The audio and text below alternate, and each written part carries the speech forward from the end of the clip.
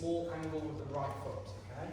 And this is really important here. I want you to make sure that the shoulder starts to do that, okay? That's the key thing. So I don't want you to block it. I want you to create that small shoulder movement. Why? Because then he has to reassess where he's going to hit me. What I don't want to do, this can happen if he's really quick, that I block, I have no effect on him whatsoever, and I'm just dealing with the second punch. And that's okay, right? But ideally, I want to increase my timing that I've got by creating that little angle, okay? So, first we're here, the second one comes in, backhand. I want to attack the elbow, come over, get to this position, keep moving, and then knee, and I want to get to here. So this is going to be our first position of mechanical disadvantage. Basically, anytime your opponent is bent at the waist, the hand is at the floor, they're like that, I'm happy he's not. Okay, so we're going to play from here in a minute. This is the first position I want you to have in your mind. Anytime you get here, this is money in the bank. Okay? So, as he comes in, 1, 2. Notice that I'm moving forward the whole time. Okay, so I want to avoid this. The first punch comes, because if I'm moving back, his momentum is coming in. I don't want that. So, my first movement is just that right foot.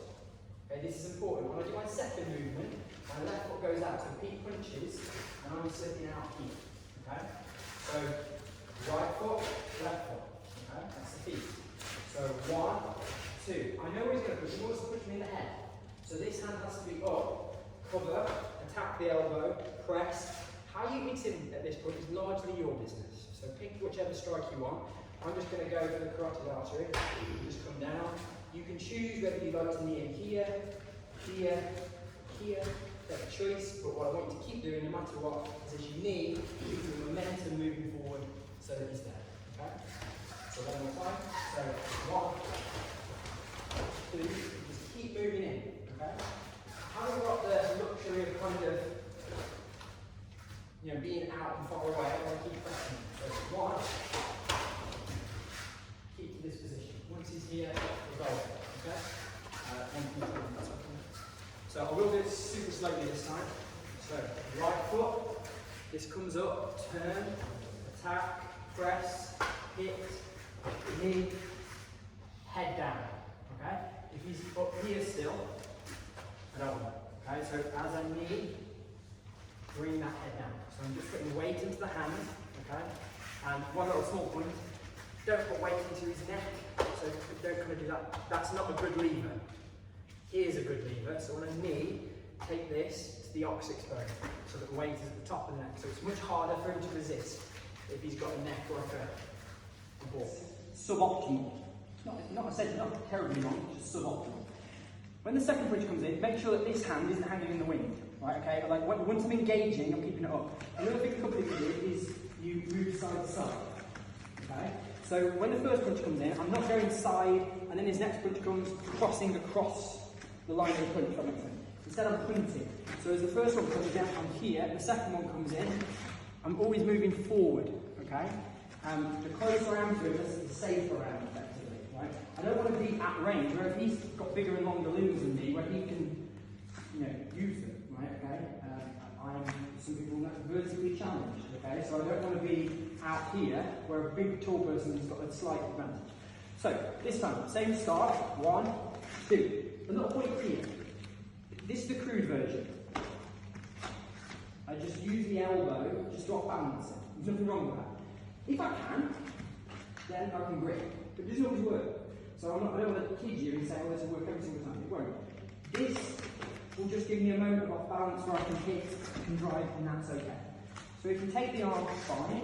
If you don't, knock it into the world. What I don't want to do is go, I really need to get the hand and pause and waste time there. Not the objective. The objective is to get him here. Okay? So, as he comes, 1, 2, we're here. Okay?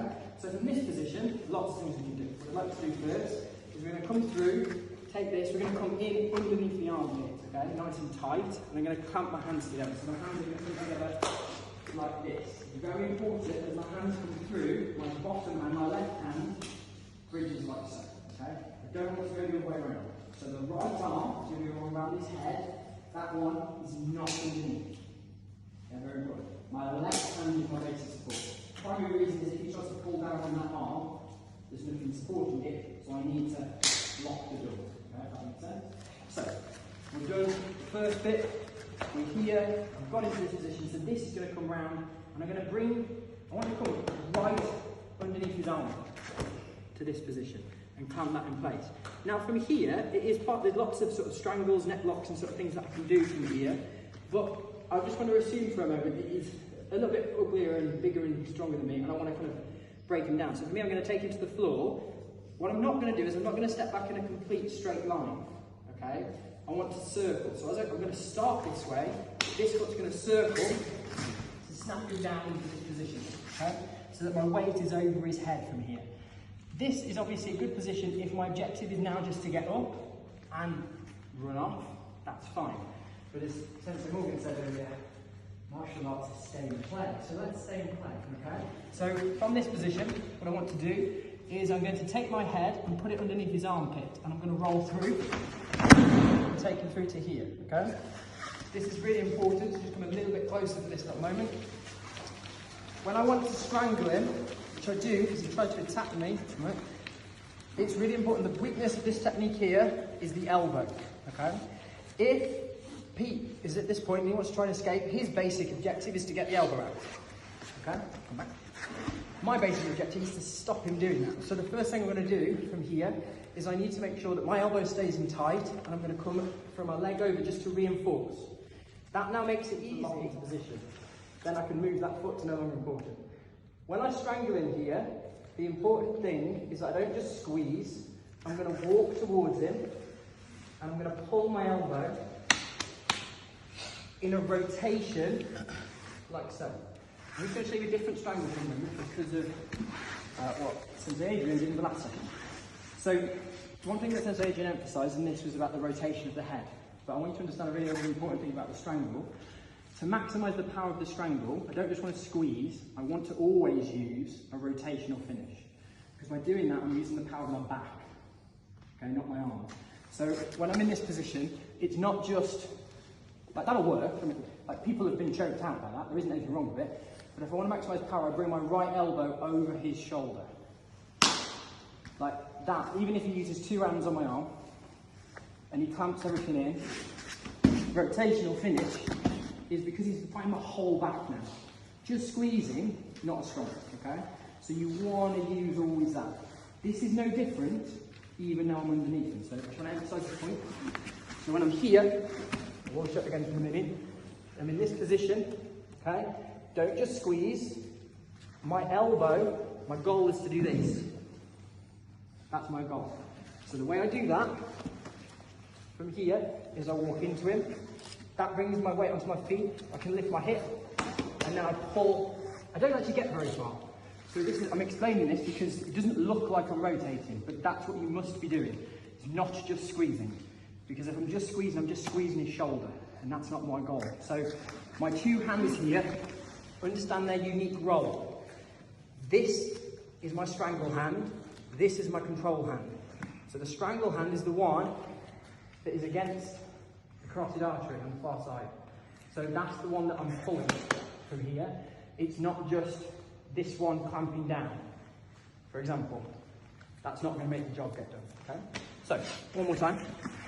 Get into here. Now, one thing is I must make sure there's a vulnerability here if I'm just too loose, okay?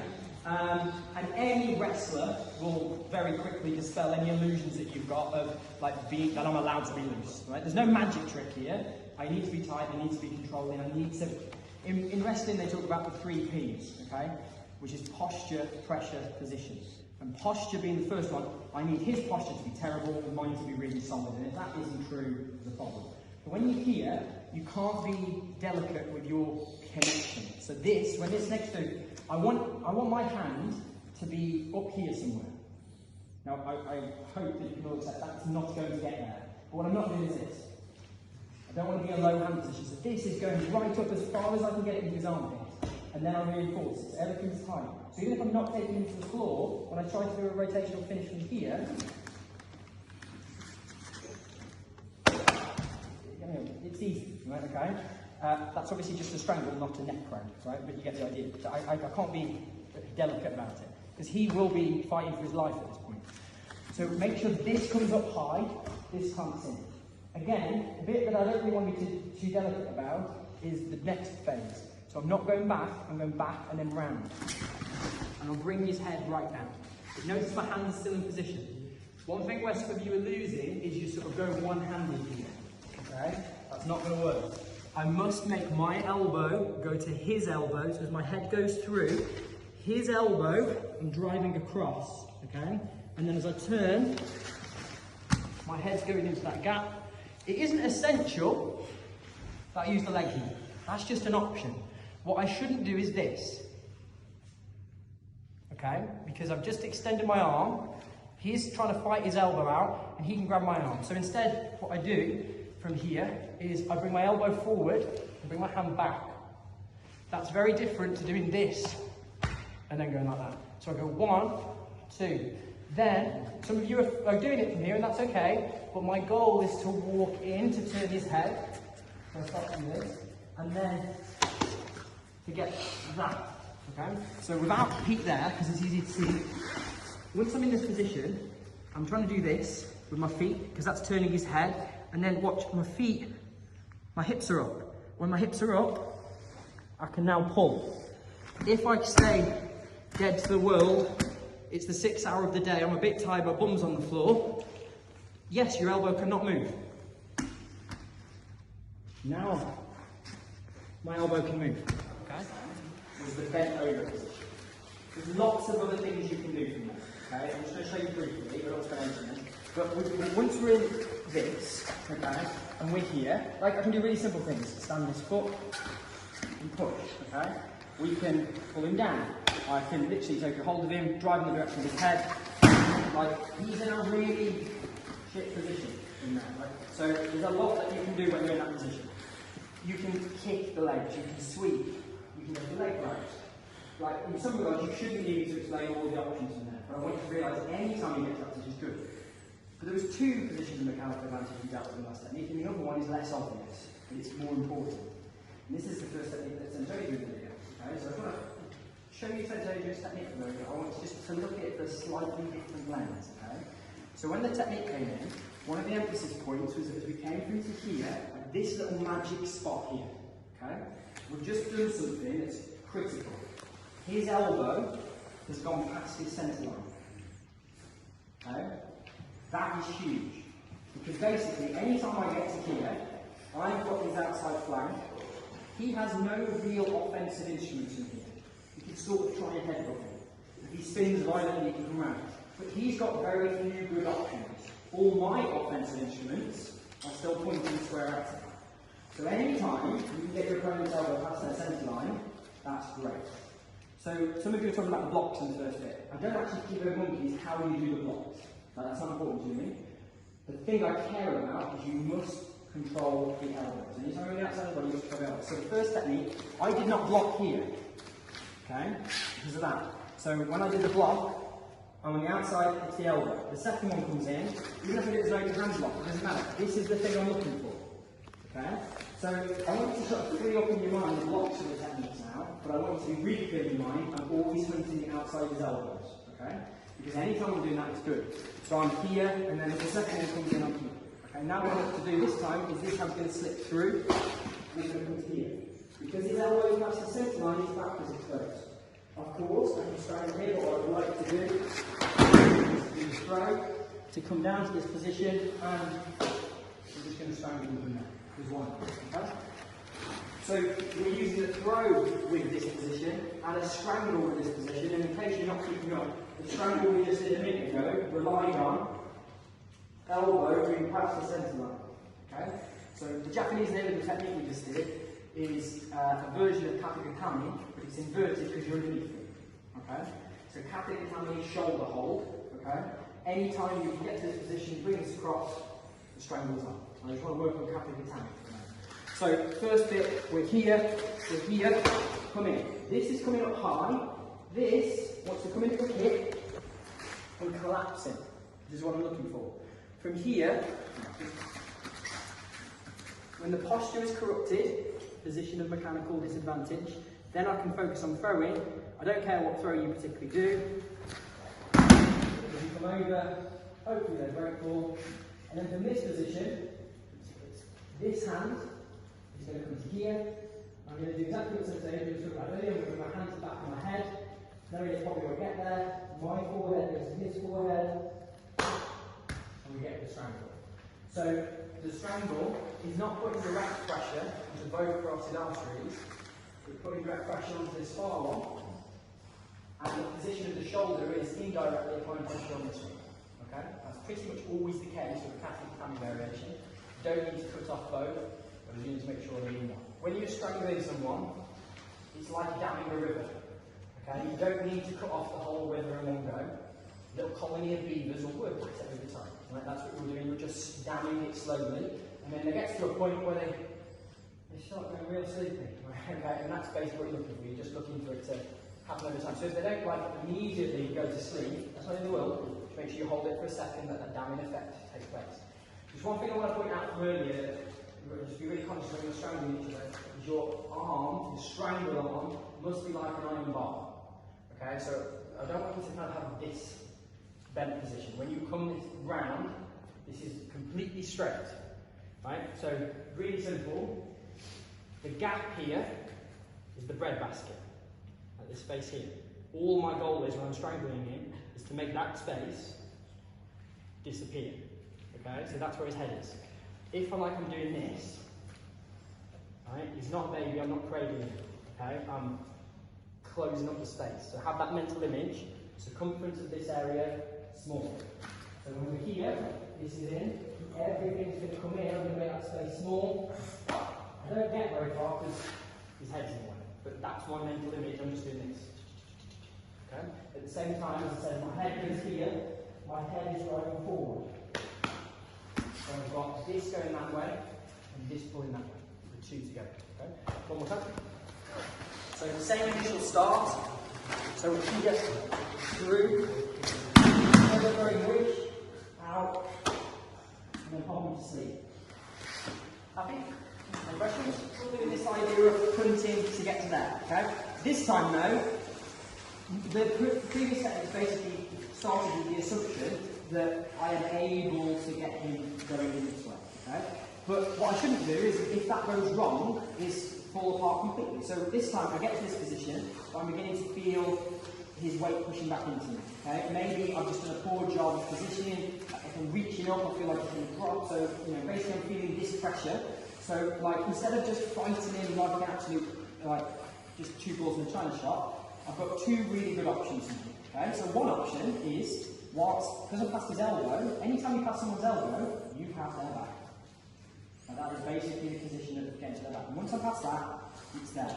It is a half step for me to get here. Way easier to fight someone from behind than it is in front. So that's one option. Okay?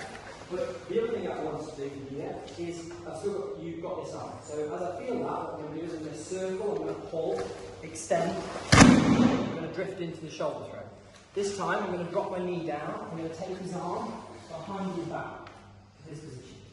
From here, I'm going to step forward to here, and then break the elbow. So this is Ushiro Garami. I love Ushiro Garami, it's a good technique. From a mechanical disadvantage point of view, this is really simple. Ushiro Garami works because when your arms are in front of your body, they're good. It doesn't matter how big and strong you are, when your arm goes behind your back, it becomes very, very weak. So that's the thing you're looking for. Anytime I can get somebody's arm here, that's good. Think about the Ushiro Garami variation, Sensei do the axe kick. When their arm is here, it's weak. When it's here, there's problems. If I said to you, carry a big heavy sack of potatoes, you would all go and hold them there. Nobody would go, give me a second, I'll take these into the garage, right? Nobody would do it, right? You want your elbows always in front, okay? So, first bit exactly the same. So we're here, I get to that point, I start to feel that resistance, so I'm going to circle this in and up.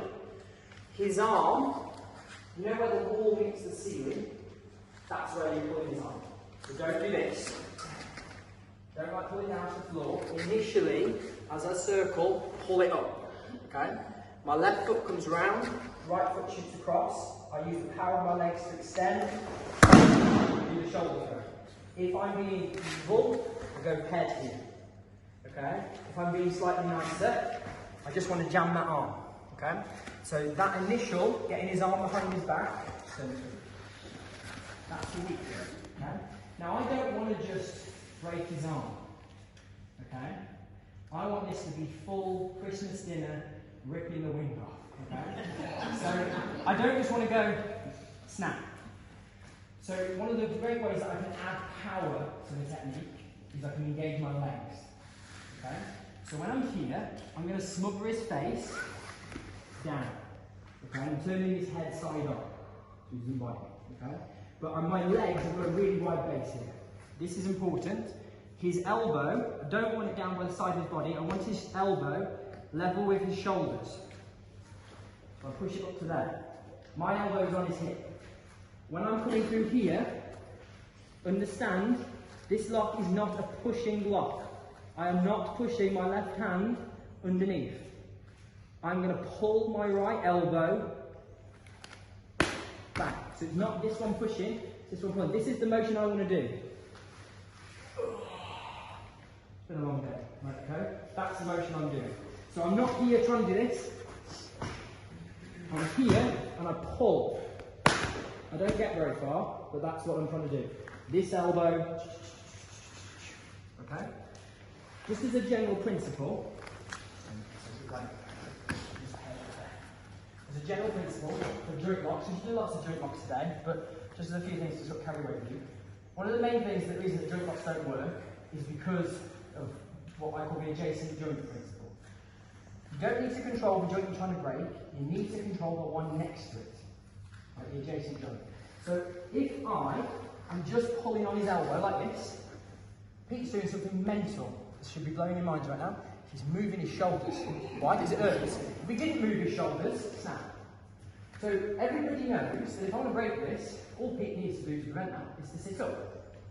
So when I come down, when I'm doing this, I'm isolating his head and shoulders. There's a shampoo brand in there somewhere. Yeah. When I'm here, because his head and shoulders are now isolated, because he's got all my weight on it, now when I do the move, I twitch, then it comes on. Take my knee this time, and just open that up, okay, as I come round, okay. I'm just going to do a slight variation of a throw, because obviously the throw we just did is shoulder throw, essentially.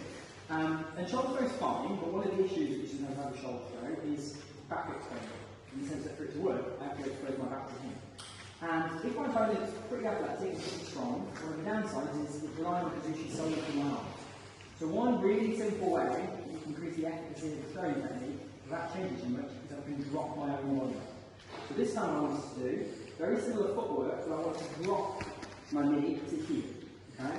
So as I come down, I'm going to shoot my foot across, and turn, and take him down with dropping body weight. Okay?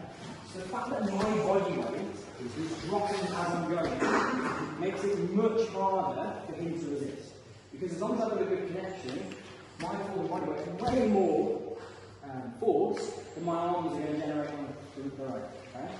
So if you have a fight with somebody and you're struggling to throw them, one really good way that you can sort of increase the odds is get your body weight moving. Okay, dropping is a really simple thing you can do. So, just to add those two elements, so we're here, we're using that. That widens his base, okay? From here, this drops, and I still extend it here. The goal of this foot is to shoot to the outside. Important safety point, don't put it here. If you need me to explain why that's a bad idea, please leave now. Okay? So here, everything just extends forward, and extend, okay? This time, from this position, I'm going to snake the arm round, come across, bring my knee in, step across, and drift back into Kata Gatame. And then from here, extend and break. I love Kata Gatame. That's the main reason I want to do it right now, just because I like it. Okay? So, in the same way I love so, first bit, we're here, Pete's now aware of this. We do that. When you do that, don't do it quickly. Okay? The goal is not this. Right? I want it to be slow and heavy. And the reason is I want the mass moving. This is fast. There's almost no mass in that strike. My fingers. I don't want want fingers hitting the speed, I want the whole of my body moving when I strike. So I can be slower, but I want my body using as one unit. So when I'm here, imagine your leg, you've got a dead leg. I want to imagine that. And I'm just going to go slow and heavy through the target. And it creates this nice lifting effect because I'm not hitting him with kinetic energy, I'm not focusing on speed, I'm focusing on momentum. I'm emphasising the mass part in this case. So for a minute, down like this. So from here, we drop, throw. I want you to take this arm, fold in, bring this foot in, nice and tight, and then from this position, bring the foot over, and then bring everything back so it's nice and tight. From here, extend all the way back. Important point, notice what I did with my left foot then. I brought it underneath his far shoulder, and then here. If I don't do that, Pete can still escape by turning that way and rolling. Wrong way, Pete. It's alright, I'll write left and right in your hands next time. Good, around this way, this way. So, when I'm here, Pete can go that way, and he can roll to your left. That's it. That's better. So you can do that. Okay, come back. So, important, just very subtle point, very important. When you come in, sorry Pete, just turn this way a second.